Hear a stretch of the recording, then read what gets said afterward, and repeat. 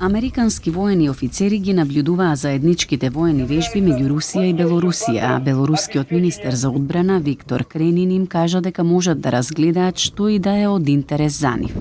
Русија и Белорусија ја започнаа вежбата Запад 2025 на полигони за обука во двете земји во петокот за време на зголемени тензии со НАТО, 2 дена откако Полска собори руски беспилотни летала што влегува во нејзиниот воздушен простор. Присуството на американците на полигон за обука во Белорусија беше представено од Министерството за одбрана на Белорусија како изненадување. Тие се меѓу представниците од 23 земји, вклучувајќи 2 други членки на НАТО – Турција и Унгарија. Присуството на американските офицери е најновиот знак за затоплување на односите меѓу Вашингтон и Белорусија, близок руски сојузник што и дозволи на Москва да ја користи нејзината територија за да испрати десетици илјади војници во Украина во февруари 2022 година.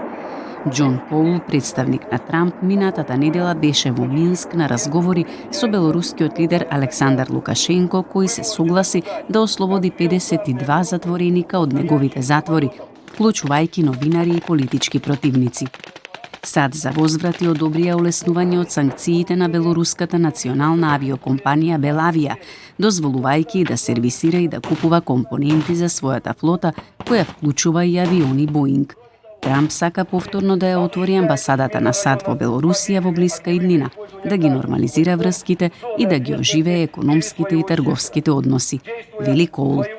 Трамп, кој се обидува да посредува за крај на војната во Украина, ги затоплува односите со Лукашенко, кој пак редовно разговара со Путин. Инаку Москва и Минск соопштија дека заедничката вежба Запад е исклучиво одбрамбена и дека немале намера да нападнат ниту една членка на НАТО. Во меѓувреме, НАТО, предводен од Соединетите држави, објави операција Источна стража за заштита на членките на Алијансата по упадот на руски беспилотни летала во Полска на 9 и 10 септември.